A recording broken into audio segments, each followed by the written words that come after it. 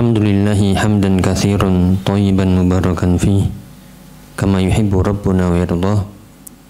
Wa asyhadu an la ilaha illallah wahdahu la syarikalah wa asyhadu anna Muhammadan abduhu wa rasuluh sallallahu alaihi wa ala alihi wa ashabihi wa man sara ala nahji ila yaumiddin wa ba'du. Allahumma alimna ma yanfa'una wanfa'na bima 'allamtana wa zidna ilma. Allahumma aslih syu'unana kullaha wa la takilna ila anfusina tarfata 'ain. Alhamdulillah para jamaah, bapak-bapak, ibu-ibu yang dirahmati Allah taala.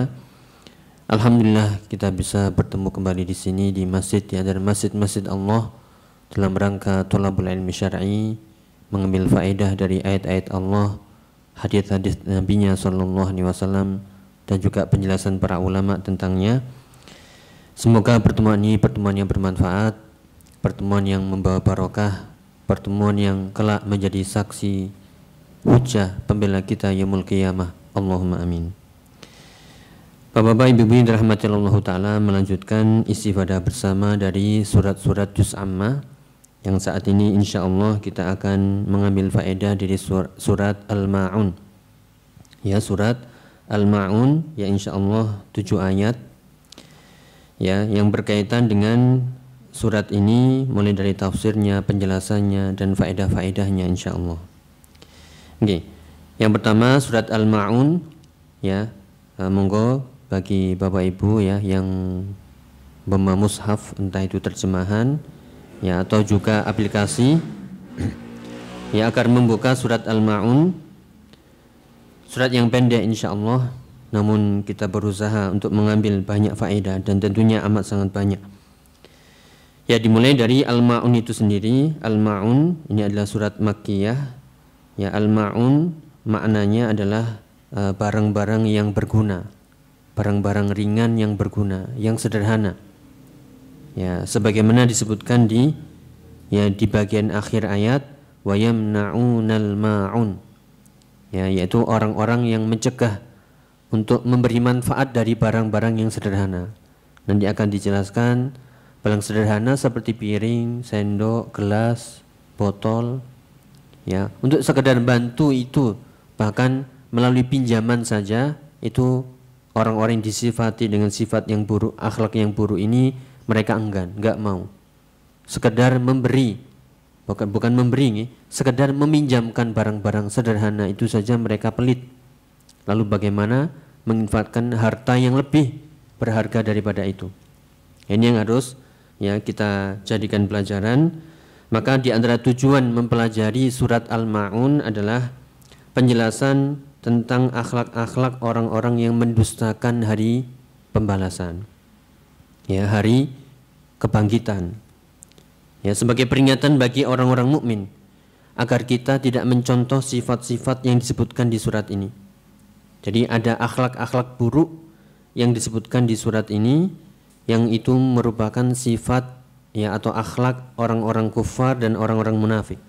Na'udzubillah. Ya, sekali lagi penjelasan ya agar kita lebih hati-hati tidak meniru sifat-sifat mereka. Nih. Demikian juga di antara maksud tujuan dari mempelajari surat ini selain tadi yang kita sebutkan yaitu penjelasan tentang akhlak-akhlak buruk ya orang-orang yang mendustakan hari kebangkitan, tentang akhirat, ya, tentang hari pembalasan, dan mereka punya sifat-sifat buruk yang harus kita hindari. Itu bukan sifat orang-orang yang beriman. Sekali lagi, itu adalah sifat-sifat orang-orang kafir dan sifat-sifat orang munafik. Na'udzubillah. Ya, sifat-sifatnya nanti akan disebutkan mulai yang pertama, mendustakan hari kebangkitan. Ya, demikian juga mereka ya tidak mau memberikan bantuan kepada anak-anak yatim.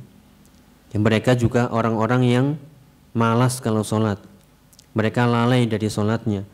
Mereka riya dan mereka enggan untuk membantu kaum muslimin ya sesama dengan barang-barang sederhana. Meminjami pun tidak mau. Ya, ini yang nanti akan kita sebutkan. Ini adalah bagian dari celaan. Ya, celaan orang-orang yang memiliki sifat ini dari kaum kufar dan munafikun. Ya, dan juga peringatan buat kita semuanya agar kita tidak mengikuti sifat-sifat mereka.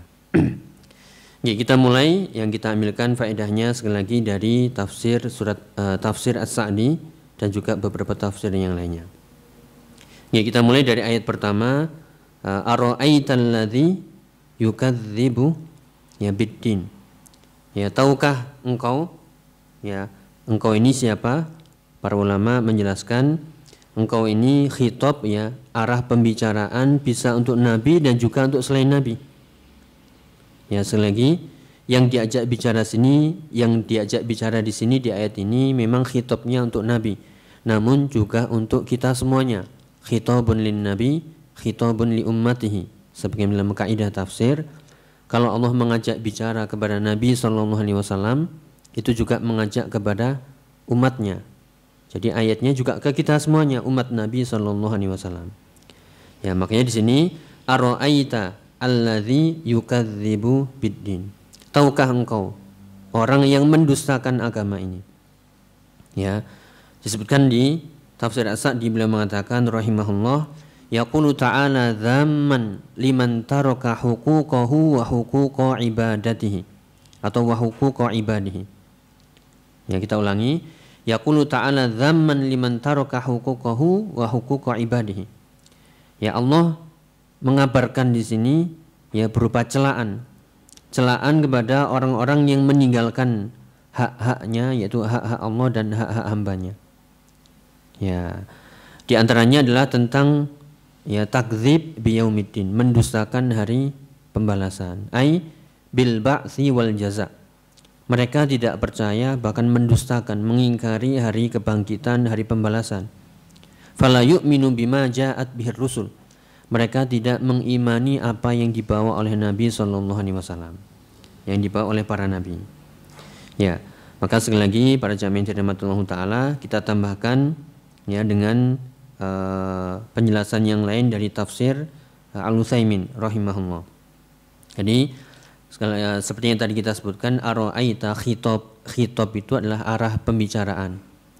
Ya, arah pembicaraannya kepada Nabi SAW, karena kepada beliaulah Al-Quran diturunkan. Namun juga bersifat umum, amun likulli man yatawajjah ilaihil khitab.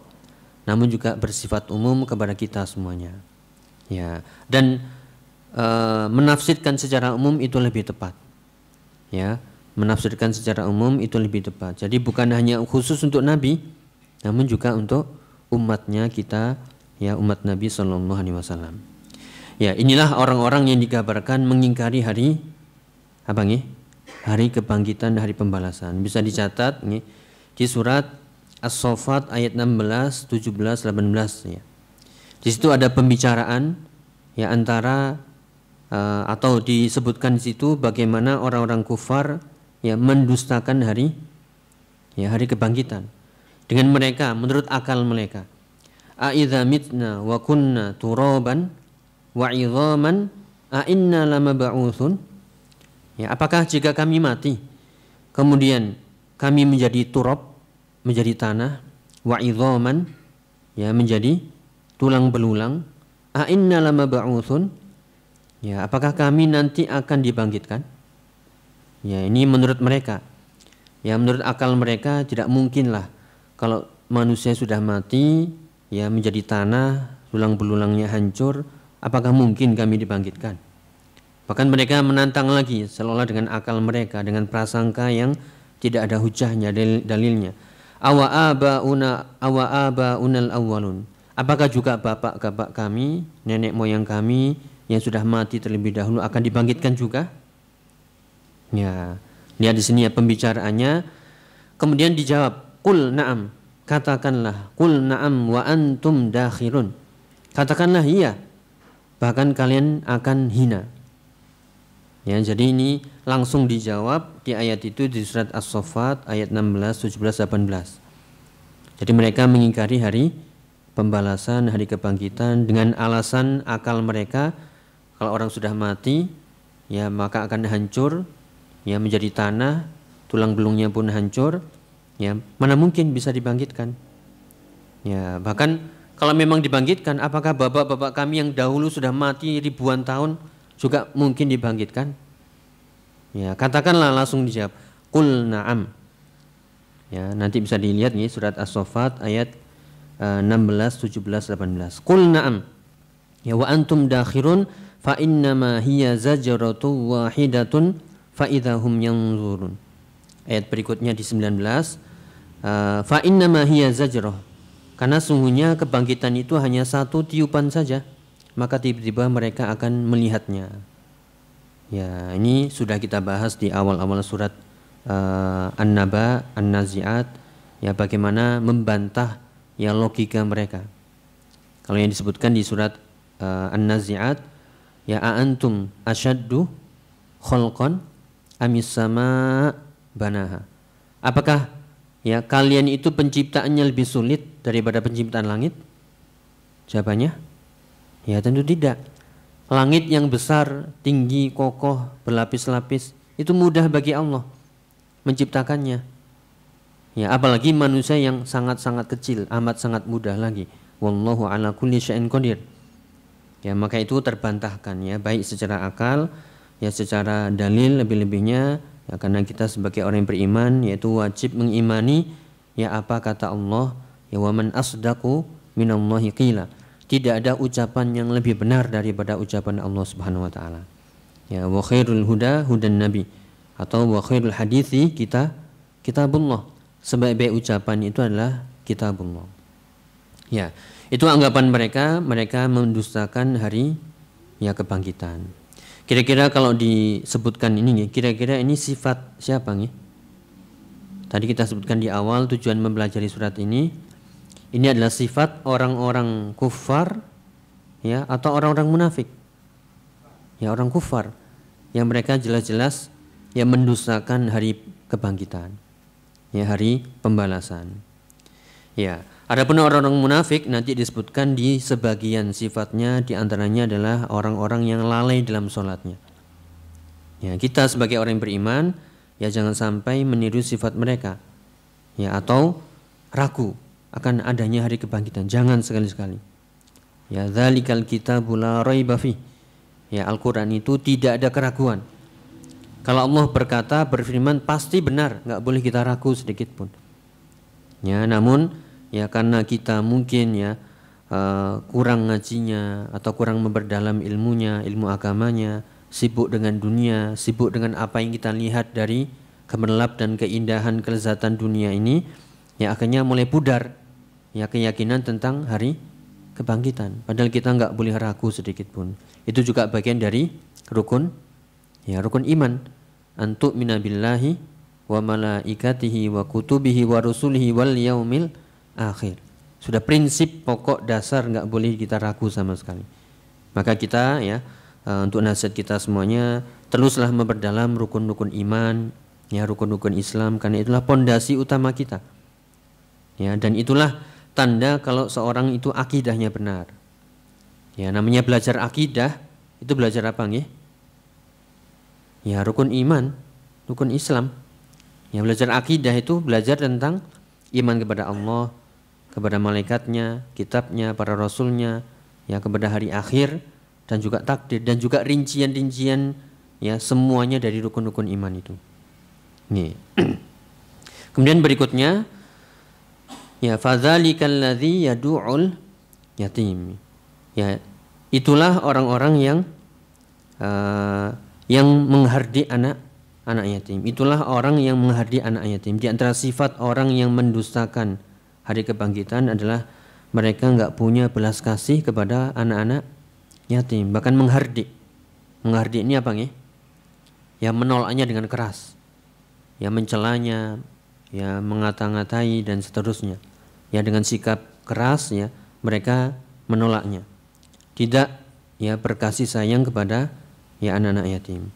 Padahal ya keutamaan ya memberikan bantuan atau berbuat baik kepada anak-anak yatim itu sangat banyak dalam Al-Qur'an. Sering kita dapati contohnya di surat An-Nisa ayat 36, wa'budullaha wa la tusyriku bihi syai'a wa bil walidaini ihsana wa bidzil qurba wal yatama.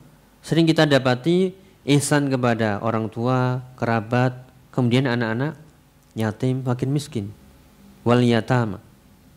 Ya. Ini ayat-ayat yang mendorong kita untuk berbuat baik kepada anak-anak yatim amat sangat banyak. Maka tidak bisa kita tolak ini.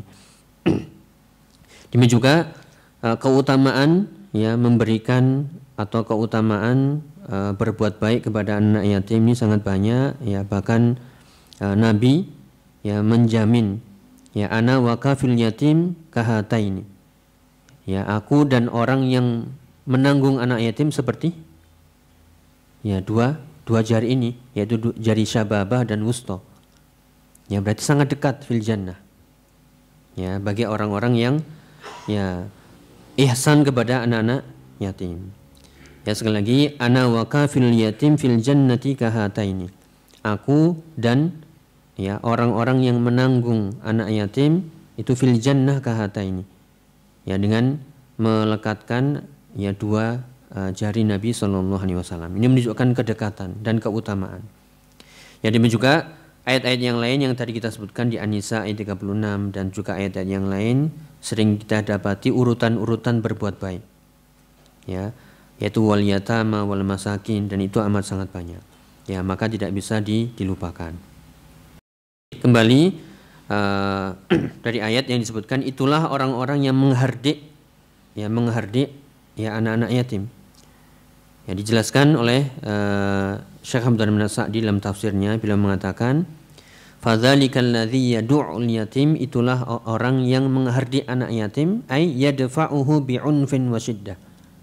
Ya, menolaknya dengan sikap bengis dan kasar. Wala yarhamuhu, ya, tidak merahmatinya, mengasihinya, ya, dan tidak sayang kepadanya. Liqasawati qalbihi. Ya, kenapa kok enggak ada belas kasih kepada anak-anak yatim? Karena qaswah, ya, qaswatul qalbi. Karena hati mereka sudah ya keras, kal hajar, bal huwa asyad. Ya, hati mereka sudah keras seperti batu, bahkan lebih keras lagi. Li'annahu la yarju thawaban wa la yakhsha 'iqaban. Karena orang-orang yang mendustakan hari kebangkitan itu sudah tidak mengharapkan pahala dan tidak takut lagi akan hukuman. Jadi inilah ya efek buruk dari orang-orang yang mendustakan hari kebangkitan. Mereka enggak ada rasa kasih sayang kepada sesamanya, kepada anak yatim. Kenapa? Sudah enggak percaya lagi pahala, ya, enggak percaya lagi hukuman, iqab, azab. Enggak percaya surga, enggak percaya neraka. Pokoknya hidup ya sudah semau gue, ya lu gua ya, ya pokoknya saya senang, ya kalian mau apapun silahkan, ya saya zalim itu kan urusan saya. Ya, ini sudah nggak ada simpati, empati dan lain sebagainya. Nah, maka ini yang harus kita hindari. Kalau kita ya mendustakan hari kebangkitan, hati kita akan menjadi keras. Kalau hati kita menjadi keras, nggak ada kelembutan kepada sesama. Ya, ini yang kita takutkan ya. Kemudian juga dari tafsir yang lain, dari tafsir Syekh Al-Utsaimin, ya, beliau menjelaskan makna dari fadzalikal ladzi yad'ul yatim wa la yahuddu 'ala ta'amil miskin, dan juga tidak menganjurkan memberi makan kepada orang-orang miskin. Ya, di sini maknanya tercakup dua. Ya, yang pertama tadi sudah dijelaskan, ini tidak ada rasa kasih sayang kepada anak-anak yatim. Yang sebenarnya disinilah ya letak kasih sayang yang harus tumbuh. Kenapa? Kita lihat anak-anak yatim, ya, nasallahu wal afiyah. Li'annal aitam humul ladzina mata aba'uhum qabla an yablughu. Pengertian yatim adalah anak-anak yang bapaknya meninggal sebelum dia balik. Ya, jadi jika ada anak-anak sebelum balik, kalau laki-laki ya antara umur ya 13 tahun, ya, kurang dari, atau batasannya 13 tahun atau kurang dari itu, atau sesuai dengan tanda-tanda yang muncul dari tanda-tanda balik, yang ini berbeda satu dengan yang lainnya. Ya, kalau wanita atau perempuan kapan nih baliknya? Ya, ketika haid, antara umur 9-10 tahun. Jadi ketika ada seorang anak bapaknya meninggal sebelum balik, itulah yatim. Wa huwa mahallus syafaqah wa rahmah. Anak-anak seperti ini itulah adalah tempat dicurahkan kasih sayang dan belas kasih. Kenapa? Li'annahu faqidun li abih, karena dia kehilangan sosok bapak. Wa qalbuhu munkasirun yahtaju ila jabar. Hatinya itu seolah-olah digambarkan di sini kehilangan seseorang. Dia butuh sosok ayah. Ya inilah datang syariat Islam untuk menggantikan sosok itu dengan kita apa? Ya berbelas kasih, membantu, ya hadir, ya dan seterusnya, atau bahasanya menyantuni ya. Walihada waradatin nusus bifadli ihsan ilal aitam. Dan oleh sebab itu nas-nas Al-Quran amat sangat banyak yang mendorong kita bahkan memberikan keutamaan berbuat baik kepada anak-anak yatim. Ayat-ayat banyak nih. Ya, adapun hadis tadi, ana wa kafilul yatim kahataini fil jannah. Aku kata Nabi dan orang yang menyantuni, menanggung anak yatim seperti ini. Ya, dekat napa jauh nih? Sangat dekat. Jari telunjuk dengan jari tengah. Fil jannah. Kalau memang benar-benar amanah, mencukupi kebutuhannya, bahkan sampai dia tuntas, sampai dia mandiri, ya ini sangat ya besar keutamaannya. Dan Nabi sendiri pun termasuk anak-anak yatim. Ya bahkan yatim piatu. Nih, leres mboten? Nih, diasuh oleh kakek beliau kemudian berganti ke paman beliau. Ya sallallahu alaihi wasallam.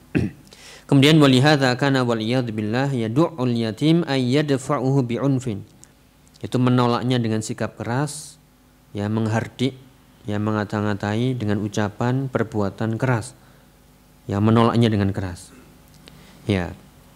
Kemudian makna yang kedua wala yahutsuna ala rahmatil ghair. Ya yang disebutkan di wala yahuddu ala ta'amil miskin, tidak menganjurkan memberi makan orang-orang miskin. Ini kita tanya nggih. Ini maksudnya kepada orang lain saja atau pada dirinya sendiri? Kan kalau diterjemahkan apa nih? Orang yang mendustakan agama itu menghardik anak yatim dan tidak menganjurkan memberi makan orang miskin. Menganjurkan diri sendiri atau orang lain? Ya, ini yang disebutkan yaitu orang lain. Ya, dan juga tercakup maknanya juga diri sendiri. Berarti pelit kepada dirinya sendiri, nggak mau ngasih, juga nggak ngajak-ngajak orang lain untuk berbuat baik kepada fakir miskin. Jadi dua-duanya ya. Jadi la yahutsuna ala rahmatil ghair. Tidak menganjurkan kepada orang lain untuk berkasih sayang kepada yang lainnya. Wala yahuddu ala ta'amil miskin. Fal miskin al fakir al muhtaj ila ta'am la yahuddu ala hadza ya ala it'amihi. La yahuddu hadza ala it'amihi. Itu orang fakir, orang yang membutuhkan ya kepada makanan, tidak dianjurkan untuk diberikan makan. Ya, kenapa tadi? Jawabannya ya karena hatinya bangkit tadi. Sudah keras, kaku. Ya, sudah qaswa benarnya. Li'anna qalbahu hajarun. Karena hatinya itu seperti batu. Qasin qulubuhum. Sangat keras. Kal hijarati au asyaddu qaswa. Seperti batu bahkan lebih keras dari batu. Idzan laisa fihi rahmah la lil aitam walal masakin walalil masakin fahuwa qasil qalbi wal iyad billah. Ya, sehingga orang yang mendustakan hari kebangkitan itu dicabut rasa rahmatnya, kasih sayangnya ya kepada sesamanya. Ke yatim enggak, ke fakir miskin enggak, ya enggak ngajak-ngajak dan juga kepada dirinya sendiri. Ya, sekali lagi maknanya wala yahuddu ala ta'amil miskin itu ya tercakup dua makna ya. Wala yahuddu ghairahu kata Syekh Abdul Sa'di ala ta'amil miskin wa min babi aula annahu bi nafsihi la yut'im al miskin. Ya, dan juga kepada dirinya sendiri. Ya, berarti dia pelit ya, bakhil. Kenapa? Karena sudah keras hatinya. Jawabannya tadi karena memang sudah enggak percaya pahala dan ya dosa. Enggak percaya hari pembalasan. Ya pokoknya dipek dewe. Ya lelapo dikasihkan ke orang lain ya. Jadi susah-susah cari kerja dibagi-bagikan. Buat apa? Ya mendingan buat ya sendiri aja bersenang-senang. Ya, inilah orang-orang yang mendustakan hari ya pembalasan, hari kebangkitan, hari kiamat. Mereka enggak percaya lagi pahala dosa. Enggak percaya lagi jannah wan nar. Enggak percaya lagi ridha Allah dan murkanya. Dan seterusnya, sehingga hatinya menjadi keras ya. Urusan baginya yang penting adalah perut kenyang, syahwat terpenuhi ya. Kalau bisa itu zalim kepada orang lain, menjadi raja ya, karena baginya dunia adalah jannah ya, dunia baginya adalah surga serba boleh, tidak ya. Kemudian lanjutannya Ini disebutkan sebagian sifat orang-orang munafik bergantinya. Fawailul lil musallin, celakalah orang-orang yang salat. Ya, ai al-multazimuna li iqamati shalah walakinnahum an salatihim sahun. Dijelaskan oleh beliau Syekh Abdul Sa'di, yaitu orang-orang yang sudah sebenarnya salat. Ini sudah menunaikan salat, mengerjakan salat. Tapi kok dilabeli wail. Wail itu apa nggih? Ya, celaka. Sering kita temui surat yang sebelumnya, wailul likulli humazatin lumazah. Wailul lil mukadzibin. Wailul lil mutaffifin. Ini sering terulang. Ini maksudnya adalah ancaman keras, ya, celaka bagi orang-orang yang disebutkan sifat ini. Sifat setelah wail. Ada yang menafsirkan wail itu adalah lembah fi jahannam. Ya, atau disebutkan ancaman keras bagi orang-orang yang salat. Ayat ini jangan dipotong ya. Ya, fawailul lil musallin. Aduh, celaka orang salat. Ya udah, enggak usah salat. Ya. Ya. Jadi jangan dipotong ya, fawailul lil musallin. Udah enggak usah salat. Kenapa? Dalilnya ada loh di Al-Qur'an, fawailul lil musallin. Celakalah orang yang salat. Berarti enggak usah salat. Ya, belum lanjutannya. Orang-orang yang salat tapi celaka adalah alladzina hum an salatihim sahun. Nah, ini pembahasannya di sini ya. Yaitu sebagian sifat orang-orang munafik, mereka itu salatnya itu yuraunan nas. Ya, mereka salatnya itu ya karena nanti disebutkan yuraunan, ya, mereka berbuat riya salatnya. Nah, ini sebelum ke sana ya penjelasan tentang sahun. Sahun itu apa nggih? Itu orang-orang yang salat mereka itu sahun. Pernah dengar sujud sahwi? Ya, sahwi itu apa nggih? Ya, lupa. Ya. Nah, ini ada penafsiran yang menarik nih. Ayatnya itu alladzina hum an salatihim sahun, bukan alladzina hum fi salatihim sahun. Ini dalam bahasa Arab nih, bagi yang belajar, beda antara an dengan fi. Yang tercela di ayat ini apa nih? An atau fi? An. Ya, an itu lalai, sengaja. Ya, adapun fi itu semua manusia mengalaminya. Fi itu maksudnya adalah lalai tabiat, lupa rokaat, ya, lupa rukunnya, kelewatan, ya, yang ditutup dengan sujud sahwi. Nabi pun pernah mengalaminya. Ya, maka di sini sekali lagi ada tafsirannya, diantaranya adalah tafsiran para ulama, yaitu Atha bin Dinar pernah mengatakan walhamdulillah alladzi qala an salatihim sahun wa lam yaqul fi salatihim sahun. Segala puji bagi Allah yang telah mengatakan berfirman, celakalah orang-orang yang an salatihim sahun, yang mereka itu lalai dari salatnya, bukan lupa waktu salatnya, di dalam salatnya. Nah, terus apa makna sahun? Ini ada penafsiran, mungkin bisa diingat-ingat nih, yaitu orang-orang yang imma an waqtihal awal. Ya, orang-orang yang lalai dari salatnya ini adalah lalai dari salat di waktu awalnya. Karena Nabi sudah menjelaskan keutamaan salat tepat waktu. Ketika ditanya, ya, ayyul a'mal afdal? As-salatu ala waqtiha. Ya, amalan apa yang paling utama? Salat tepat pada waktunya. Ya, kita kaum rijal, kaum laki-laki, insyaallah semoga kita semuanya orang-orang yang selalu mengejar awal waktu salat. Jangan sampai kita tunda-tunda. Inilah kalau kita sering menunda-nunda sengaja, masuk dalam fawailul lil musallin alladzina hum an salatihim sahun. Kenapa?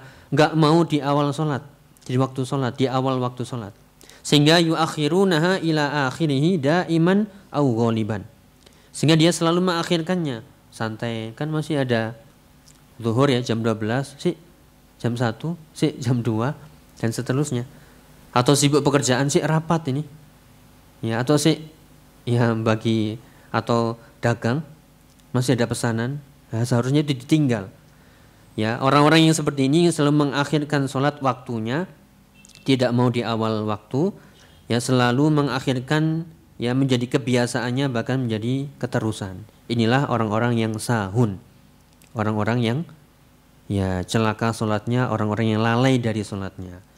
Wa imma an adaiha bi arkaniha wa syurutiha 'alal wajhil ma'mur bih. Atau orang-orang yang sahun ini adalah orang-orang yang lalai dari mengerjakannya, meninggalkan rukunnya, syarat-syaratnya, kewajibannya, sunnah-sunnahnya nggak diperhatikan. Oke. Kalau kita lihat syarat-syarat sholat, ya ada wudhunya, ada kebersihannya, ada niatnya, ada menghadap kiblat, menjaga aurat, menutup aurat, itu nggak dipedulikan. Ya, atau dari rukun-rukunnya, takbiratul ihram, ya takbiratul ihram, demikian juga apa? Al-Fatihah, ruku, sujudnya dia asal-asalan aja sholat. Ya, demikian juga kewajiban-kewajibannya, doa-doanya dia baca, ya, atau dia asal baca saja tidak paham maknanya. Ya, demikian juga sunnah-sunnahnya. Ya, dia nggak perhatian sebagaimana sholat yang sempurna. Ini makna kedua dari sahun. Yang pertama tadi apa nih? Sahun dari waktu, kemudian sahun lalai dari mengerjakannya secara sempurna, dan juga wa imma anil khusyuk fiha wa tadabbur lima'aniha, atau lalai dari khusyuknya. Dia sudah tepat waktu, alhamdulillah. Syarat-syaratnya sudah terpenuhi. Kewajibannya, rukunnya, sunnah-sunnahnya semuanya nyunnah pokoknya. Shallu kama ra'aitumuni usolli. Doa-doanya dari Nabi hafal semuanya. Tapi khusyuk nah ini susah banget. Pakai banget apa buatan nih? Nah, nanti ada kita sebutkan nih kiat-kiat khusyuk yang sederhana. Sebenarnya itu bisa, cuman kita mau atau enggak gitu aja. Yes. Nah, ini ada ancaman nih tentang orang-orang yang enggak khusyuk dalam sholatnya dalam hadis yang sahih dari Sahih Abu Daud nih. Disahihkan oleh atau dihasankan oleh Syekh Albani. Ya, hadisnya makbul. Nabi pernah mengatakan innal abda la yusallis salata ma yuktabu lahu minha illa usyruha tus'uha sumunuha subu'uha sudusuha khumusuha rubu'uha thuluthuha wa nisfuha au nisfuha. Jadi kadang seorang hamba benar-benar sholat namun pahalanya yang tercatat hanya tinggal 1/10. Berarti 9/10-nya hilang. Ya, atau kadang cuma tertulis 1/8 atau 1/7, 1/6, 1/5, 1/4, ya, 1/3 dan juga setengah. Jadi banyak yang hilang. Kenapa? Ya tadi bisa jadi mengerjakannya itu tidak terpenuhi rukun-rukunnya, kewajiban-kewajibannya, syarat-syaratnya, dan lebih lagi khusyuknya. Ya, maka di sini jangan sampai kita sholat hanya sekedar menggugurkan kewajiban. Na'udzubillah. Atau hanya sekedar jungkir balik saja. Tidak. Ya, sholat itu butuh hudurul qalbi. Ya, sholat itu butuh sejak awal hudurul qalbi. Apa itu nih? Kehadiran hati.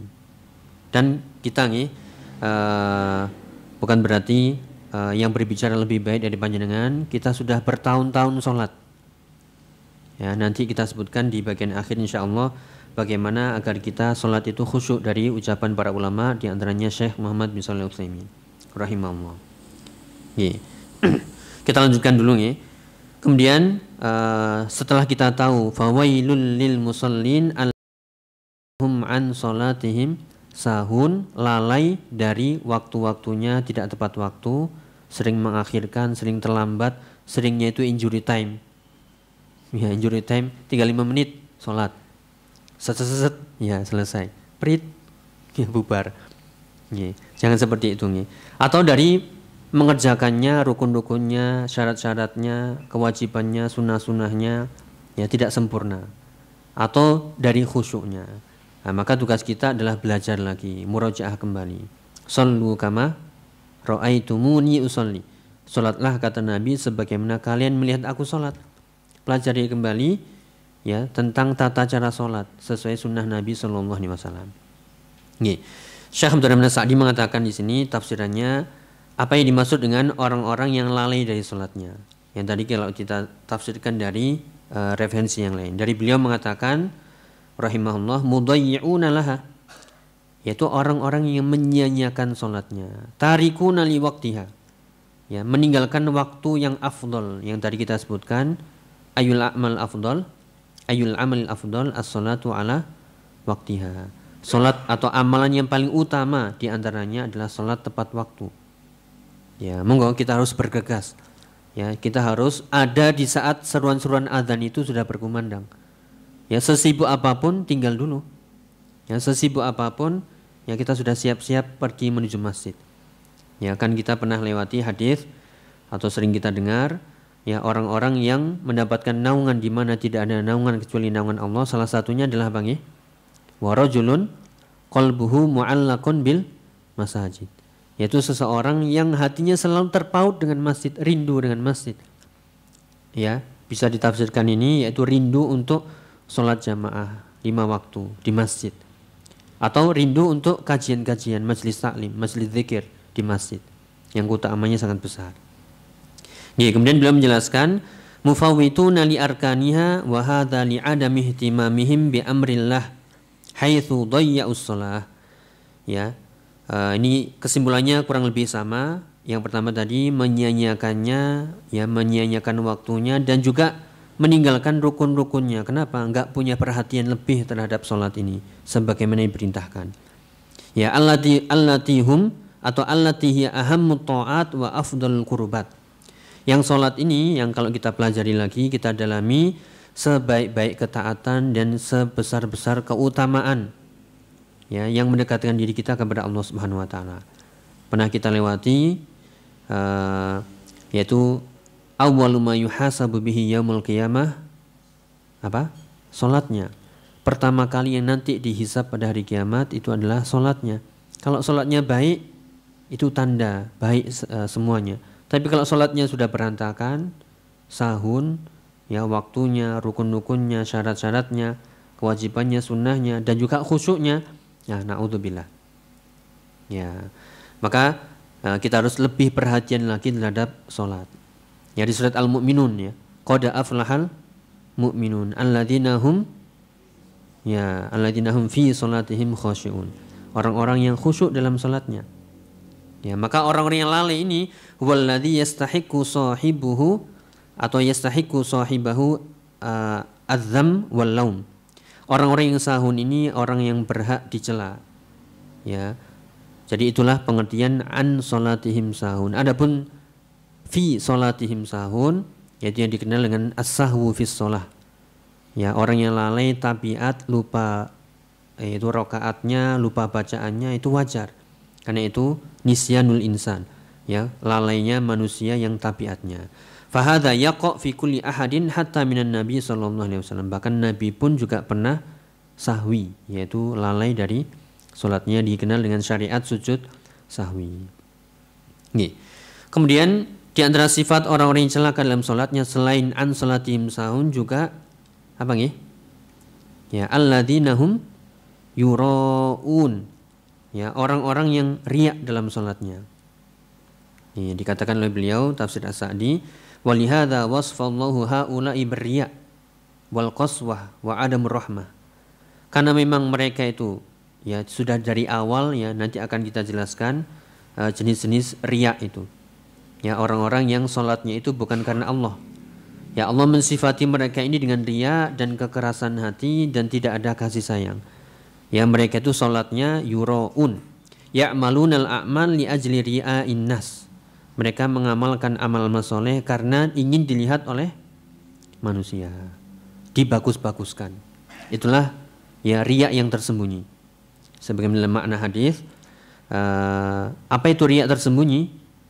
Dicontohkan ketika seorang sholat kemudian memperbagus sholatnya karena dilihat oleh orang lain.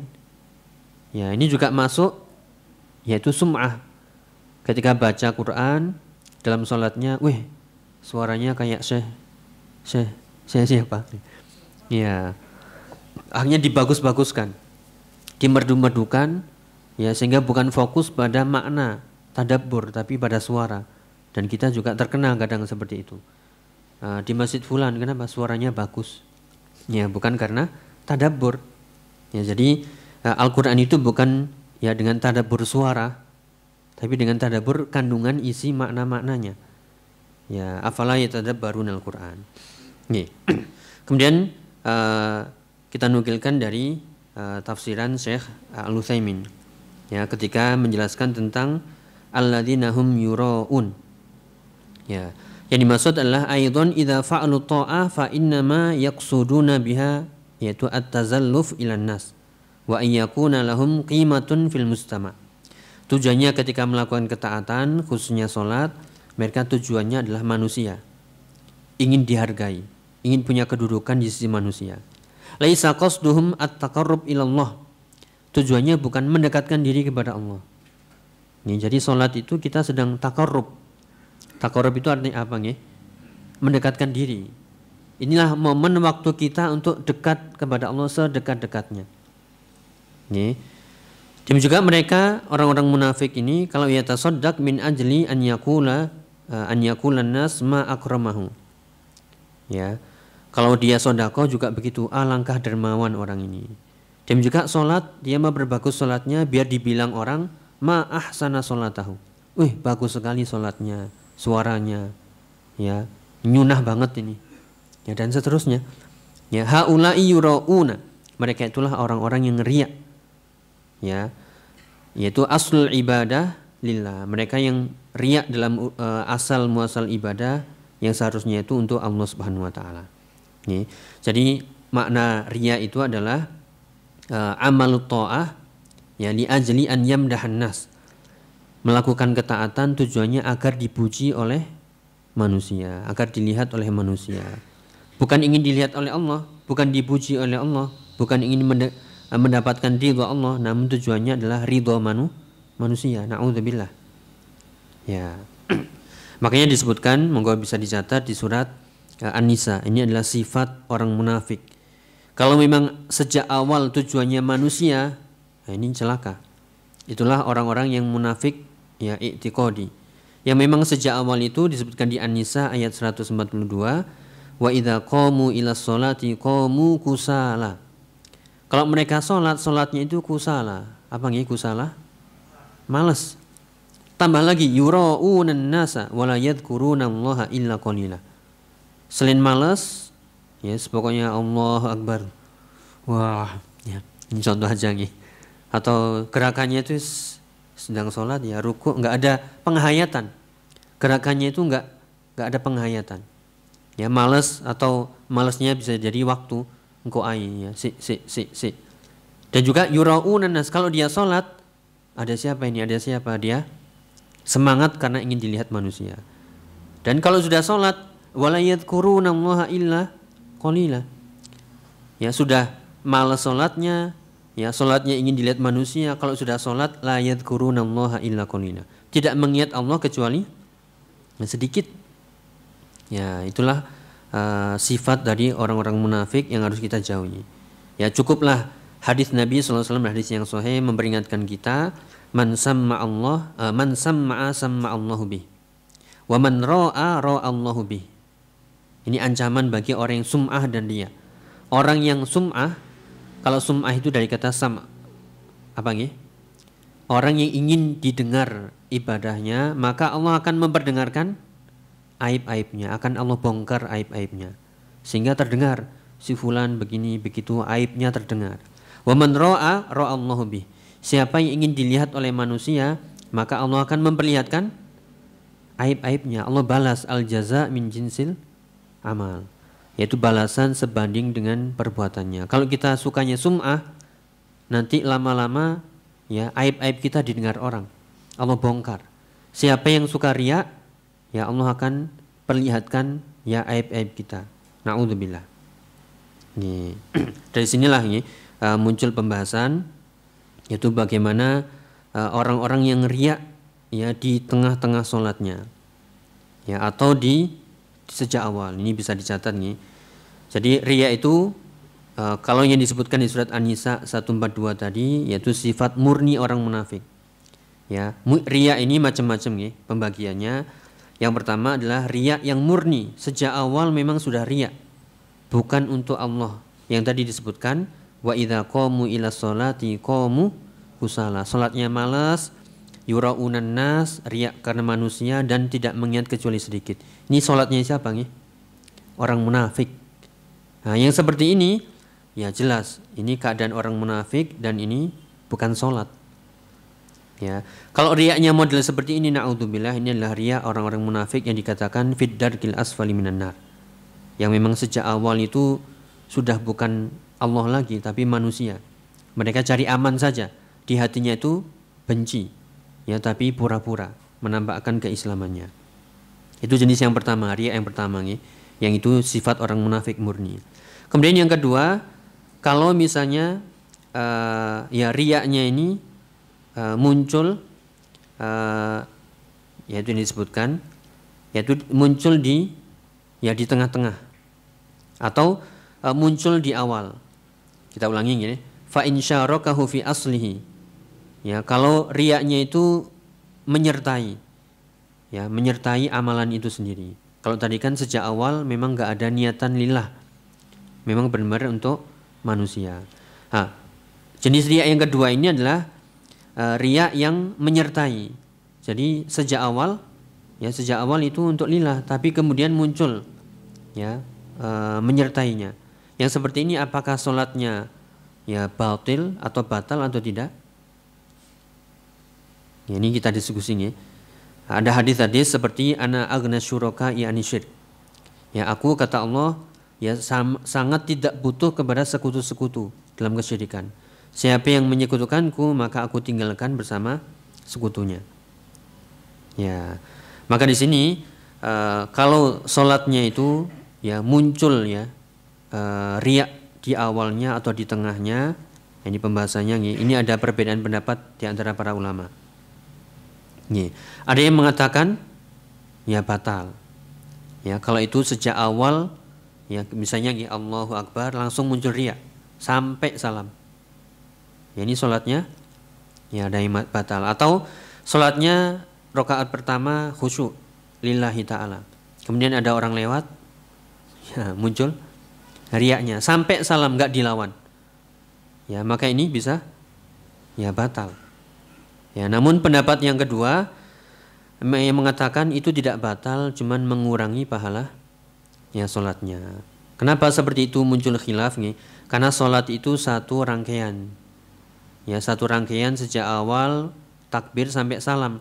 Kalau hilang di tengah-tengah hilang semuanya. Ya, namun ada yang mengatakan itu tidak membatalkannya, hanya saja dia dapat pahala niatnya saja. Dia berkurang pahalanya. Tapi dia masih dapat dasar niatnya sejak awal. Kan niatnya lillah. Allahu Akbar, seret lewat riya. Atau di rakaat kedua, rakaat ketiga. Nah, maka tugas kita saat ini adalah terus menjaga niat dari awal sampai akhir biar pahalanya itu enggak hilang. Ya, kalau pendapat yang pertama tadi mengatakan itu batal. Kenapa? Karena ya sholat itu adalah satu rangkaian, bukan seperti baca Quran. Kita misalnya membaca 10 ayat. Ayat pertama ikhlas, ayat kedua riya. Yang dapat pahala ayat pertama, ayat kedua enggak. Kita sedekah 100.000 dipecah jadi 10. Ya misalnya 10.000 pertama nggak ada orang lihat, aman, ikhlas ya.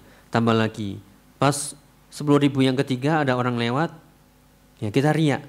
Maka sedekah yang ketiga ini yang hilang pahalanya. Ya, adapun sholat itu dari awal sampai akhir rangkaian mulai dari takbir sampai salam. Ya maka kalau kita mengikuti pendapat yang kedua karena perselisihan para ulama ini, yaitu tetap dibalas di niatan yang pertama, tapi dia tidak membatalkan ya sholatnya, namun dia sia-sia. Ya, sholatnya yang tadi disebutkan cuma dapat mungkin 1/10 ya, atau bahkan kurang dari itu, hanya sekedar menggugurkan ya sholatnya saja. Ya, menggugurkan kewajiban sholatnya saja. Kemudian kita lanjutkan alladzina hum yuraun, sudah kita jelaskan, yaitu orang-orang yang mendustakan atau orang-orang yang celaka sholatnya adalah orang yang sahun dan juga orang-orang yang ya riak dalam sholatnya. Kemudian penutupnya wayamna'unal ma'un, di antara sifat ya orang-orang yang mendustakan agama dan juga orang-orang yang celaka sholatnya ya dari kalangan orang kufar dan orang-orang munafik, karena keras hati mereka, ya mereka yamna'unal ma'un, ya mereka itu mencegah untuk memberikan bantuan dari barang-barang yang sederhana, yang kalau diberikan itu enggak merusak kita, nggak merugikan kita. Apa itu contohnya? Ya gelas, sendok, piring ya. Ya, itu bukan ngasih tapi dipinjam orang. Ya dipinjamkan saja nggak mau. Ya, apa ini misalnya sandal misalnya, bukan pinjam mobil ya. Ya, mobil apalagi nggak mau lagi. Ya, hanya piring, sendok, misalnya tetangganya, aduh piring saya pecah pinjam ya, nggak mau. Atau pinjam apa misalnya, hal-hal yang sederhana. Ya dari piring tadi atau ember biasanya, pinjam ember boleh di tetangganya, nggak boleh. Ini orang-orang yang pelit, wa yamna'unal ma'un. Ya padahal itu dengan sesuatu yang sederhana, apalagi dengan hal-hal yang lebih berharga. Ya. Makanya adalah orang-orang yang tercela, ya orang-orang yang mencegah untuk memberikan manfaat dari barang-barang sederhana yang berguna, sekedar minjemi saja nggak mau, apalagi untuk memberi sedekah infak. Ya maka bisa kita ambil faedah di sini yang dijelaskan oleh Syekh Abdul Sa'di di bagian akhir, wa yamna'unal ma'un ay yamna'una i'ta' syai' alladzi la yadurru i'ta'uhu ala wajhil 'ariyah. Ya yang mereka itu enggan memberikan sesuatu yang sesuatu itu kalau kita berikan ke orang lain itu enggak membahayakan kita, berarti sesuatu yang sangat-sangat sederhana. Ya. Tujuannya hanya meminjamkan saja atau memberi. Kal ina wadalwi wal fa's. Ya seperti bejana-bejana, piring, sendok, ya, botol, mangkok, ember, ya. Atau alat-alat perkakas yang sederhana ya, palu atau mungkin hal-hal yang lain. Ya, mimma jaratil adah bibadliha wassamahah bihi. Yang sudah kebiasaannya itu ya dipinjamkan. Ya, tapi dia enggak mau saking pelitnya. Kenapa? Li syiddati hirsihim, ya karena mereka amat sangat ya mencintai barang-barang itu, mencintai dunia. Yamna'unal ma'un, mereka mencegah untuk memberikan barang-barang atau meminjamkan barang-barang yang sederhana yang berguna tadi. Fa kaifa bima huwa aktsar minhu? Ya bagaimana dengan yang lebih-lebih dari itu? Tentu mereka enggak mau, lebih enggak mau lagi. Ya maka di sini bisa kita simpulkan dari ayat ini, fa hadhihi surah ya al-hathu ala ikramil yatim. Ya di surat ini mengandung dorongan untuk memuliakan anak-anak yatim, wal masakin, orang-orang miskin, wa takhdid ala dzalika, dan mendorong diri kita sendiri dan juga orang lain. Ya, minimal pernah kita amalkan ya. Kalau bisa rutin istiqomah, dirutinkan entah itu pas Ramadan ya atau momen-momen kita dapat rezeki, silahkan. Ya, dan juga di sini ada dorongan untuk memperhatikan sholat lebih lagi dan menjaga waktunya, kekhusyukannya. Ya, dan juga dorongan agar kita ikhlas, jangan sampai riya di seluruh amalan perbuatan. Jangan sampai kita tadi apa nih? Yuraun. Ya, mereka itu orang-orang yang riya. Ya, karena manusia. Dan juga al-hathu ala fi'lil ma'ruf wa badlil amwal al-khafifah. Dan juga dorongan untuk berbuat kebaikan dengan mengerahkan ya barang-barang yang sederhana yang ringan. Ya, ka'ariyatil ina wadal'i wal kitab, dicontohkan lagi seperti sekedar meminjamkan bejana-bejana, ember atau meminjamkan kitab, sekedar meminjamkan. Wa nahwu dzalika. Jadi di sini dicontohkan sesuatu yang sederhana dulu biar kita terlatih. Ya, sehingga untuk menaikkan level ke yang lebih maka ini akan terlatih. Namun kalau yang sederhana saja sudah pelit, ya maka yang lebih besar lagi tentu tidak mau melakukannya. Li'anna Allah dzamma man lam yaf'al dzalika wallahu subhanahu wa ta'ala a'lamu bis-shawab walhamdulillahirabbil alamin. Ya kemudian ditutup, ya kalau kita enggan untuk memberikan barang-barang berharga, sekedar meminjamkan doang ya, itu enggak mau, maka tercela. Ya, dan itu bukan sifat orang-orang yang beriman, yang kebalikan dari sifat orang kufar, orang munafik, yaitu mereka hatinya keras. Adapun orang mukmin, hati mereka ya lembut, ya penuh kasih sayang, ya penuh perhatian kepada sesamanya. Inilah yang bisa kita bahas di surat ya Al-Maun. Nggih. Berkaitan dengan khusyuk tadi nggih yang kita sebutkan tadi, mungkin ini langsung pembahasan itu nggih. Jadi kalau kita tanya salat khusyuk yang tadi bagian dari ancaman orang-orang yang fawailul lil musallin alladzina hum an salatihim sahun. Yaitu termasuk sahun dalam salat adalah orang-orang yang tidak menjaga kekhusyukannya dalam salat. Monggo bisa dicatat ini. Poin-poin pertama dari kiat-kiat khusyuk dalam salat adalah hadirkan hati sejak awal. Ya, sejak awal itu sudah siap-siap. Kita mau menghadap siapa nih salat? Menghadap Allah. Jadi semuanya dipersiapkan. Ya, terutama hati ini. Kita mau menghadap Allah ini. Kemudian sejak awal kita takbir itu sudah mengagungkan Allah. Allahu Akbar itu sudah benar-benar mentakbir, ya mengagungkan Allah, maka selain Allah itu kecil. Ya, jangan sampai kita Allahu Akbar, syaitan masuk, kita di alam lain, ya berkhayal kemana, loncat sana loncat sini, selesai assalamualaikum loh, ya sudah sholat. Ya, baik itu sholat berjamaah atau sholat sendirian. Jadi kuncinya adalah menghadirkan hati dengan meminta perlindungan kepada Allah, ya agar syaitan itu tidak ya hadir di hati kita. Karena disebutkan di surat An-Nas, nanti kita bahas nih, apa nih sifat syaitan itu? Alladzi yuwaswisu fi sudurin nas. Ya, atau sebelumnya kita berlindung dari min syarril waswasil khannas, berlindung dari waswas yang khannas. Apa itu nih khannas? Surat An-Nas ini. Ya. Khannas artinya yang bersembunyi. Kapan syaitan itu bersembunyi? Kalau kita lalai dari zikir, hatinya enggak hadir. Jadi kalau kita sejak awal sudah hadir hati menghadap Allah, takbir, kemudian a'udzubillahi minasyaitonirrajim dengan dibaca benar-benar meminta perlindungan, syaitan akan hilang, pergi. Namun kalau kita Allahu Akbar sambil lalai hatinya, pikirannya kemana-mana, syaitan akan datang. Makanya tafsiran dari yaitu min syarril waswasil khannas, dari godaan bisikan syaitan yang bersembunyi. Kapan bersembunyi? Kalau kita lalai. Dan syaitan akan pergi kalau kita ingat. Ya, jadi khannas itu selalu melekat di jiwa manusia, jiwa-jiwa yang lalai dari zikir kepada Allah. Walaupun dia nyebut Allahu Akbar, tapi kalau hatinya lalai, ya syaitan akan datang. Ya betapa banyak, ya diantaranya adalah kaum sufi. Apakah mereka zikir?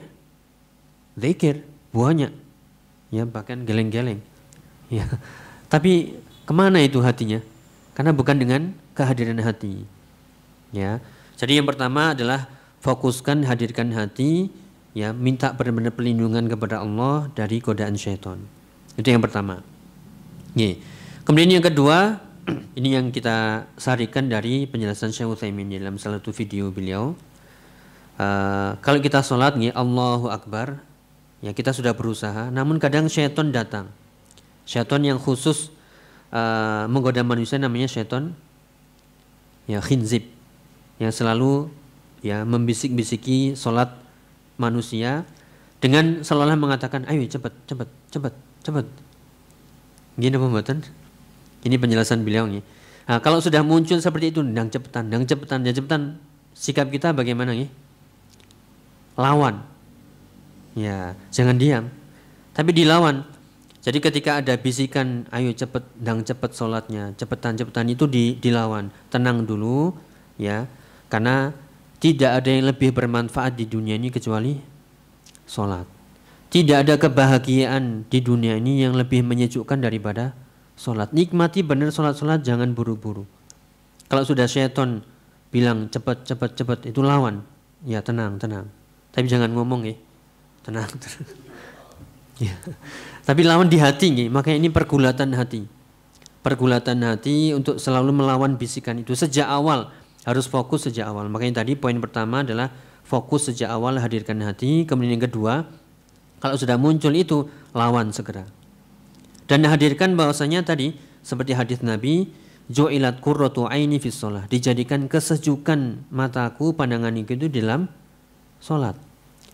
Ya, jadi salat itu adalah sesuatu yang paling berharga.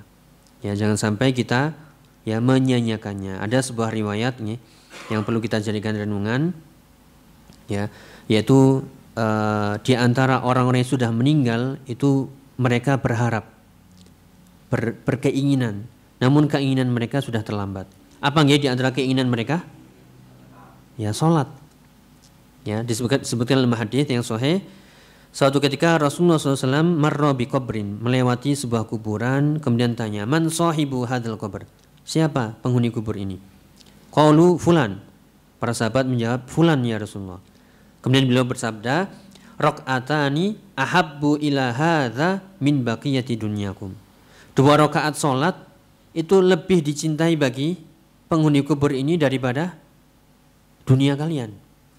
Jadi hadirkan dalam salat ya, ketika sudah mulai muncul, ayo undang cepetan ya. Gitu.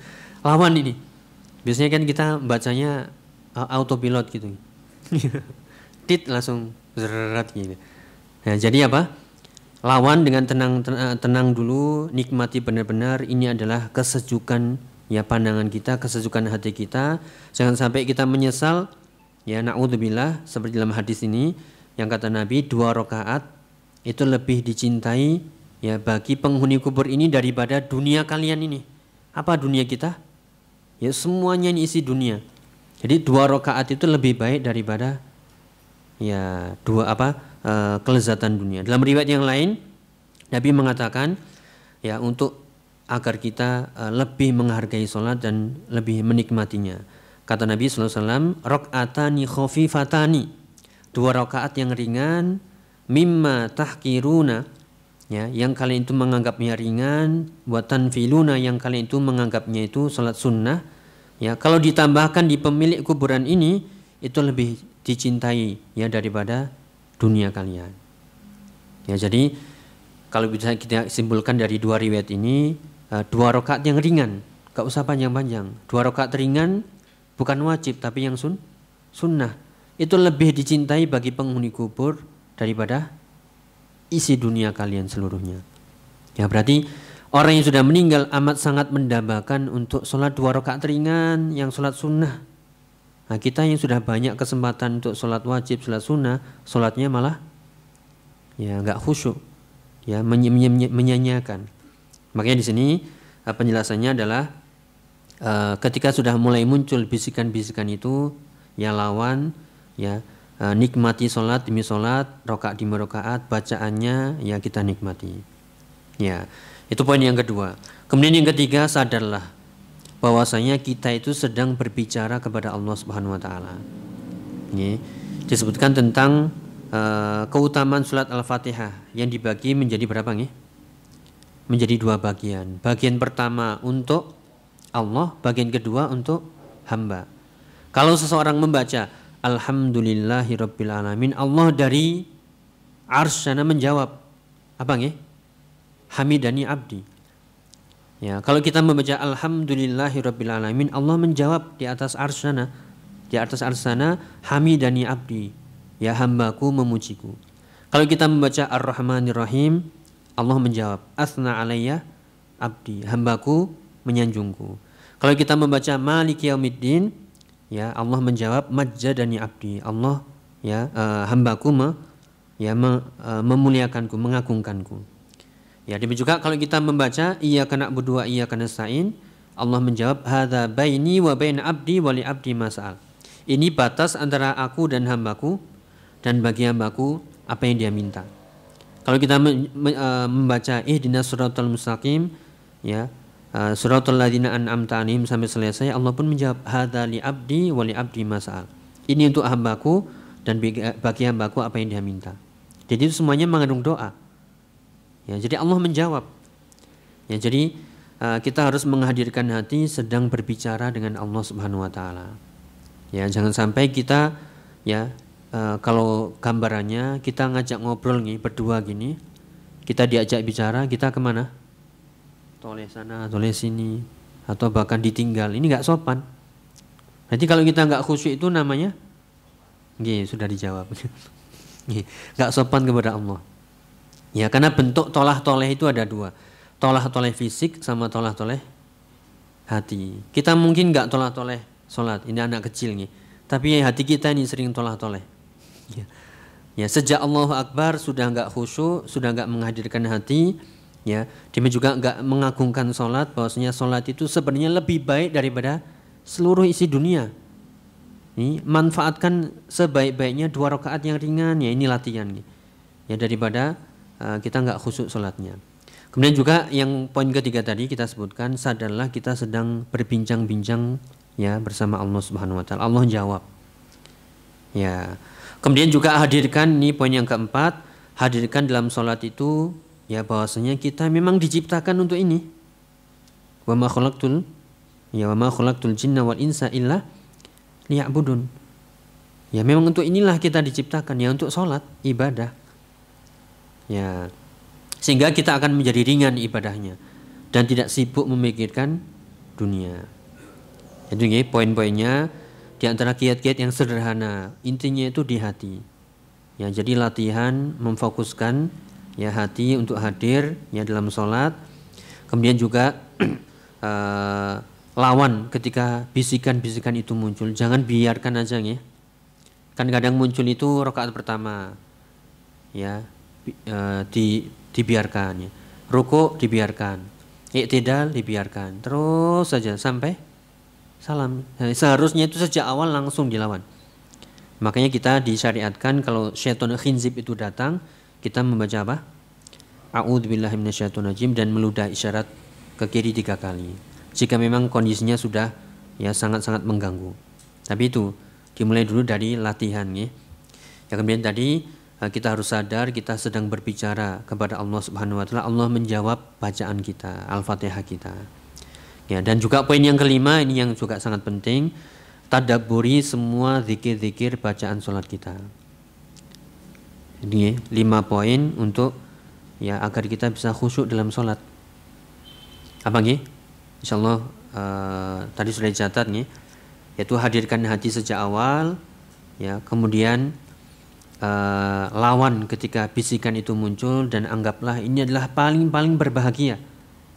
Ya, momen yang kita seharusnya sangat sejuk hati kita. Ya, jangan dikorbankan. Ya, kemudian juga sadarlah kita sedang berbicara kepada Allah. Ya, jangan berbuat tidak sopan dengan tolah-toleh hati kita. Kemudian hadirkan bahwasanya inilah kita tujuan ibadah, tujuan diciptakan untuk ibadah. Dan yang terakhir tadi mulai belajar kembali tadabbur, zikir, bacaan sholat dari awal hingga akhir. Terjemahannya kita baca lagi, ya kita hadirkan itu, ya dan juga kita memaknai gerakan-gerakan sholat. Takbir ini maksudnya apa? Ruku itu kenapa? Kok sujud itu apa hikmahnya? Duduk di antara 2 sujud dan seterusnya. Wallahu a'lam bishawab. Mungkin itu yang bisa kita bahas. Pangapunten jika ada salahnya, jika ada pertanyaan datangnya dari Allah Taala. Allah. Mungkin ada yang ditanyakan, nih, silakan. Ada pertanyaan Ustaz dari jamaah. Ustaz tadi dikatakan bahwasanya sholat yang utama adalah di awal waktu. Lalu bagaimana keutamaan sholat isya yang diakhirkan? Bagaimana mengkompromikan keduanya, Ustaz? Nggih. Itu yang sebagaimana dalam contoh Nabi sallam nggih. Tetap azannya yang dimaksud azannya itu tetap di awal waktu. Nih, beliau hanya mengakhirkan apa? Iqamahnya. Ya, iqamahnya diakhirkan. Itu jika memang kita mampu ya mengamalkan sunnah Nabi sebagaimana dicontohkan dahulu. Ya, adapun kita ya sebagaimana kebiasaannya maka ya hanya mungkin nunggu 10-15 menit kemudian iqamah. Ini wallahu a'lam bishawab. Jadi itu di antara salat-salat yang dimaksud tepat waktu itu bukan azan iqamat langsung. Tapi kan di situ ada sunnah-sunnahnya. Ada apa nih? Menjawab azan, ada salat di antara azan dan iqamah, ada doa-doa mustajab di antara azan dan iqamah, ada zikir-zikir. Ya, jadi lebih santai gitu. Ya, demikian juga di salat zuhur itu tidak langsung, tapi apa? Ya menunggu sejenak. Ya, wallahu a'lam bishawab. Jadi tetap azannya tepat waktu, adapun iqamatnya diakhirkan. Jika memang ya kita bisa mengamalkannya, namun ya jika tidak, ya maka ya seperti wajarnya. Yaitu yang penting standar gitu ya. Yaitu tidak cepat-cepat, ya sehingga baru azan iqamat kita datang sudah terlambat. Jadi yang dimaksud tepat waktu itu bukan sanjek net langsung ya, bukan ya, tapi ya bernafas lah. Ya, amalkan sunnah-sunnah antara adzan dan iqamah. Wallahu a'lam bishawab. Pertanyaan berikutnya, Kita termasuk orang yang sulit mengendalikan niat dalam hati sehingga kadang terbersit riya. Namun terkadang kita diminta untuk menjadi imam sholat jamaah di musola, sehingga akhirnya kita sering menolak untuk jadi imam karena khawatir dengan kondisi hati tadi, apakah menolak atau tidak. Apakah menolak atau menghindari jadi imam, mengamankan kondisi hati dan mempersilahkan yang lain saja, ini tepat Ustadz? Yang pertama kalau memang yang bertanya ini ya termasuk ya orang-orang yang memang layak jadi imam dan sekitarnya memang orang-orang yang ya tidak layak, tidak patut jadi imam, maka kalau kita dalam kondisi itu ya kita harus maju. Ya jangan malah menyerahkan ke orang yang tidak layak, tidak memenuhi syarat yang menjadi imam. Misalnya dari sisi ya bacaannya, dari sisi fakihnya, ya dari sisi mengerti akan sunnah-sunnah atau tentang fikih sholat, maka kita yang lebih layak. Adapun urusan hati itu kita yang harus apa nih? Ya kita harus berjuang. Makanya tadi kita sebutkan sholat itu pergulatan. Jangan sampai kita karena alasan hati belum bisa ikhlas, akhirnya semua nanti ibadah mundur nanti semuanya. Ya jangan ya. Pada itu kesempatan. Ya makanya ini bagian dari kesempatan kita untuk menjadi lebih baik. Jadi kurang tepat nih kalau misalnya dengan alasan hati belum bisa ikhlas, belum bisa menata hati, akhirnya ada ibadah-ibadah yang memang harus disiarkan, ditampakkan, kita mundur. Ya beda dengan amalan-amalan yang tidak disiarkan. Ya jadi amalan-amalan yang memang disiarkan, ditampakkan, maka ya harus ditampakkan. Ya adapun urusan belum ikhlas, semuanya memang belum bisa sempurna, namun jangan itu menjadi ya alasan.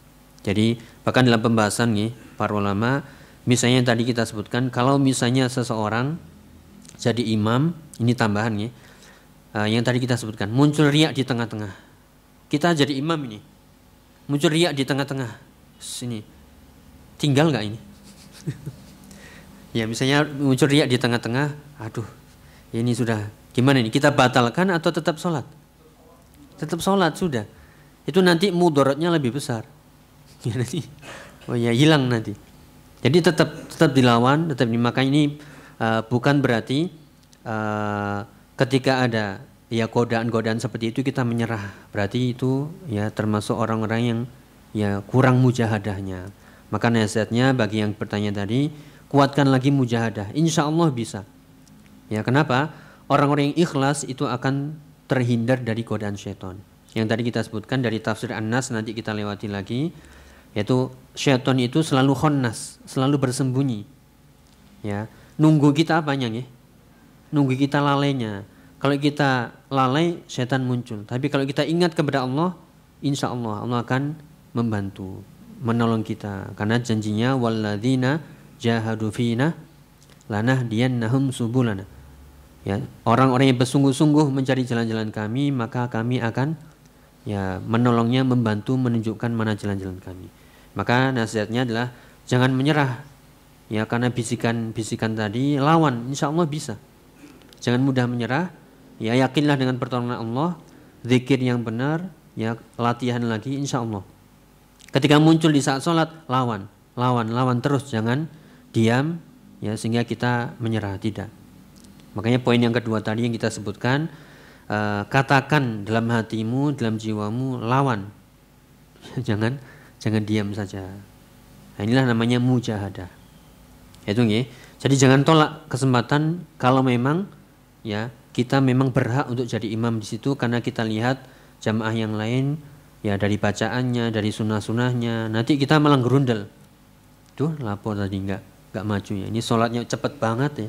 Bacaannya belepotan. Ya antum sendiri ya. Disuruh maju enggak mau dengan alasan hatiku belum bersih. Ya ini mau sampai kapan seperti itu? Ya wallahu a'lam bishawab.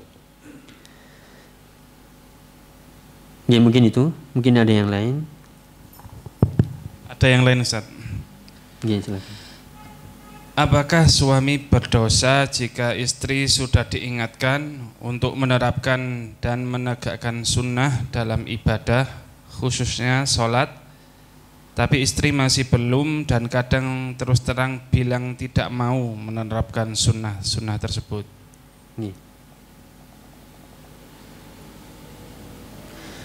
Ini masalah hidayah nih. Hidayah ada dua yang pernah mungkin kita bahas. Hidayah ada hidayatul irsyad sama hidayah taufik. Suami seperti yang ditanyakan memberikan nasihat-nasihat, bimbingan, pembelajaran ya agar mengamalkan sunnah, itu adalah hidayah irsyad. Ya, mengajarkan, membimbing. Perkara hidayatul taufik itu Allah. Ya, makanya disebutkan di ayat innaka la tahdi man ahbabta walakinallaha yahdi may yasha. Sesungguhnya engkau wahai Muhammad gak akan bisa memberi petunjuk kepada orang yang engkau cintai, gak akan bisa. Ini ayat ini berkaitan dengan semangat Nabi untuk menjadikan paman beliau masuk Islam. Bahkan di saat-saat kritis datang untuk mentalkini, gagal juga. Ya, makanya turun ayat engkau enggak akan bisa memberikan hidayah kepada orang yang kau cintai. Akan tapi Allah memberikan hidayah kepada siapapun yang Allah kehendaki. Ya, jadi sudah, yang penting kita sudah memberikan nasihat tentunya dengan nasihat yang terbaik, cara yang terbaik, penjelasannya yang jelas, terang benderang. Ya, ternyata kok masih belum mau, sudah kita doakan, jangan dicerai ya. Jangan dicerai gara-gara enggak mau mengamalkan sunnah. Ya, toh itu sunnah sekali. Kalau memang itu amalan-amalan sunnah, hukumnya apa nggih?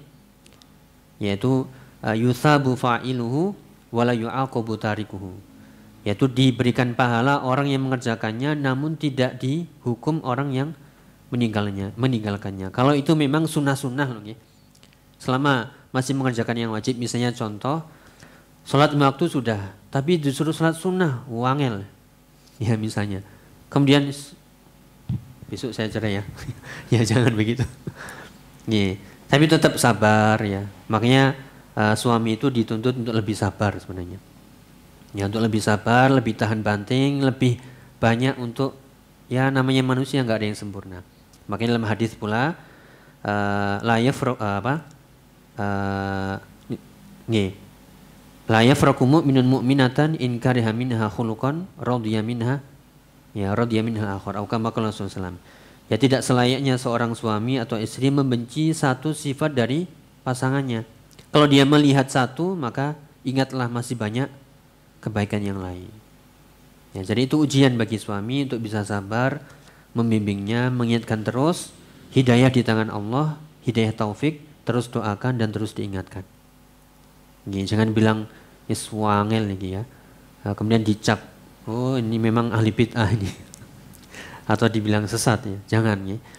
Tapi penuh kesabaran. Yang tadi kita contohkan, Nabi saja untuk memberi hidayah kepada paman beliau yang selalu membela beliau, ya dari kecil sampai beliau Nabi ya, diangkat menjadi Nabi, itu tetap nggak bisa. Kenapa? Hidayah taufik di tangan Allah. Ya, wallahu a'lam bishawab. Masih ada pertanyaan Ustaz? Ya, bagaimana jika kita mempunyai anak yang masih lalai dan suka melakukan maksiat di belakang kita? Apakah sebagai orang tua juga terkena dosa? Dan caranya menyadarkan anak agar menjaga diri dari perbuatan dosa. Yeah. Ini bagian dari tarbiyatul aulad ya. Bagaimana kita membimbing ya, kemudian mengajarkan anak-anak kita. Ya, mungkin yang sebatas yang saya ketahui yaitu sejak awal, sejak sedini mungkin tarbiyah itu ada dua ya. Tarbiyah bi qudwah sama tarbiyah bi ta'lim. Ya, kalau kita mampu mengajarkan, alhamdulillah. Tapi kalau nggak mampu, kita sejak awal harus bisa tarbiyah bi qudwah. Apa itu nggih? Tarbiyah dengan contoh, membimbing anak dengan contoh. Nah, kita kadang nyuruh, tapi kita sendiri yang melanggar. Ya, maka di sini mungkin diperbaiki cara mendidiknya, cara mentarbiyahnya. Kalau kita nggak mampu ngomong, dalil, ya, menjelaskan, sudah pakai contoh aja. Ya, kita jangan sampai terlihat anak sedang melakukan yang tadi disebutkan contoh-contoh perbuatan yang haram misalnya. Yaitu diawali dari situ, tarbiyah bil qudwah. Ya, tarbiyah dengan contoh, suri tauladan. Karena anak itu peniru yang sangat ulung. Mereka nggak bisa berkata gini-gini, tapi ketika melihat langsung dicontoh, langsung ditiru. Nah, maka perbaiki cara tarbiyah kita. Kalau kita ya bukan termasuk orang yang lihai atau pandai berdalil, menyampaikan, berbicara, mengungkapkan, maka dengan qudwah. Itu yang pertama. Kalau kita sudah mampu belajar sambil bisa mengatakan, menasihati, maka tempuh cara yang kedua, tarbiyah bi ta'lim. Ya, dengan mengajarkan langsung, didudukkan. Ya, kalau nggak mampu itu ya sudah, sejak dini kita sekolahkan ke tempat-tempat yang memang kita percaya di situ tarbiyahnya sesuai sunnah, akidahnya benar, sambil kita kontrol. Ya, dan tugas kita adalah mengawasi, mengontrol anak-anak kita. Selama mereka belum terlihat mandiri, maka kita harus suudzon positif nih. Maksudnya apa? Anak-anak seusia itu masih labil, belum bisa dipercaya. Sebagaimana kita lihat, ya walaupun ada tanda-tanda kesolehan, sudah mau ikut sholat, sudah ini, tapi masih kadang nyari celah-celah, dan inilah tugas kita untuk selalu mengawasi. Karena kita apa? Punya kewajiban di surat At-Tahrim, qu anfusakum wa ahlikum naro. Itu sebenarnya sudah sangat berat ini. Jagalah diri kalian dan juga keluarga kalian dari api neraka. Namanya jaga ya sudah, ya full protect gitu. Atau hadis Nabi SAW, kullukum ra'in wa kullukum mas'ulun an ra'iyati. Setiap kalian itu adalah pemimpin dan akan ditanya tentang apa yang dipimpin, anak istri kita. Jadi ingat kembali ya, ayat itu dan hadis itu sudah sangat berat, hisabnya sudah sangat berat. Ya, kalau kita sadari itu maka kita akan selalu menjaga, melihat, mengawasi. Ya, terus ditanya sudah sholat belum, tadi kemana, atau hilang sedikit, ngilang gitu, cari. Jangan sampai kita nanti hisabnya hisab yang berat. Ya, maka harus nih ditanya, dikontrol. Ya, kalau melakukan kesalahan ya ditanya dulu kenapa. Ya, jangan langsung ya dipukul ya. Ya, meskipun kadang kita memukul juga, wis gerwegeten. Ya, tapi ya tuh, kadang kita minta maaf lagi ya, menyesal lagi. Jadi tarbiyah bi kedua dengan contoh, tarbiyah bi ta'lim. Kalau kita nggak mampu juga, maka tarbiyah dengan sekolahkan, ajarkan, titipkan ke sekolah-sekolah yang memang tarbiyahnya sudah benar, sesuai sunnah, akidahnya benar. Kemudian yang keempat tadi, kontrol benar-benar. Ya, jadi memang tugas kita adalah qu anfusakum wa ahlikum nara. Kullukum ra'in wa kullukum mas'ulun an ra'iyati. Ya, kalau kita melihat, ya nasihatilah dengan cara yang terbaik, jangan pakai emosi. Ya, meskipun kadang kita tersulut, tapi latihan lagi. Ya, latihan ya nelen lidah gitu. Maksudnya sabar ya, namun kadang kita itu sewenang-wenangnya muncul. Karena anak itu di bawah kita, akhirnya ya sikat gitu. Ya, semoga tidak. Nggih, wallahu a'lam bishawab. Dan jangan lupa yang terakhir, doakan nih. Tetap doakan anak-anak kita ya agar diberikan hidayah, karena secara umur memang perjalanan mereka masih panjang. Sebagaimana kita dahulu, untuk bisa paham, sadar itu kan proses. Anak-anak juga seperti itu. Apalagi dengan fitnah yang saat ini menyebar, fitnah lingkungan, tetangga, fitnah apa ini ya, HP ya dan sebagainya, itu sangat besar, harus kita jaga benar-benar. Nggih, wallahu a'lam bishawab. Mungkin itu cukup nggih. Ada yang lain, sampun? Ada yang lain yang mau ditanyakan? Masih ada. Assalamualaikum warahmatullahi wabarakatuh, Ustaz. Waalaikumsalam warahmatullahi wabarakatuh. Misal ada kasus ada keluarga yang kekurangan secara ekonominya gitu, Ustaz. Yeah. Tapi keluarga ini kalau kita lihat sehari-harinya bisa dikatakan kelas begitu, Ustaz. Nggak ulet dalam bekerja untuk kebutuhan keluarganya, nggak ulet gitu. Terus akhirnya kita nggak terlalu loss dalam memberikan bantuan masuk gitu. Agar tujuan agar dia lebih fight dalam menghadapi. Apakah kita itu seperti itu termasuk pelit, Ustaz, kayak gitu, Ustaz? Karena kita nggak mudah-mudah langsung memberi gitu. Kadang-kadang dia lebih menjagakan bantuan orang tuanya akhirnya.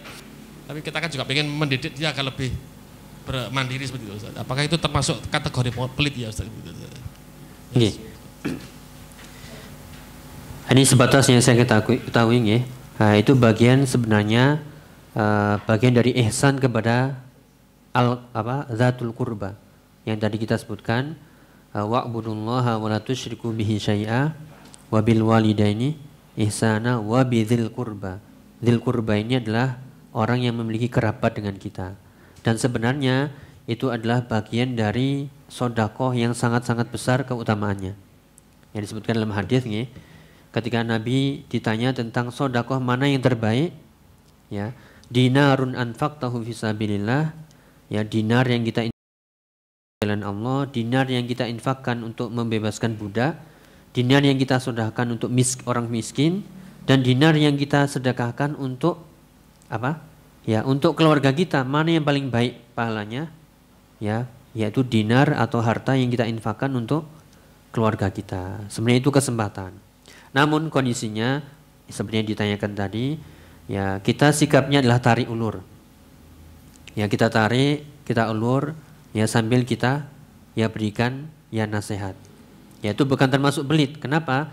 Karena kita dilarang ya untuk membantu orang lain, ya, namun orang lain tersebut tidak mengerti apa tujuan dari apa yang kita inginkan.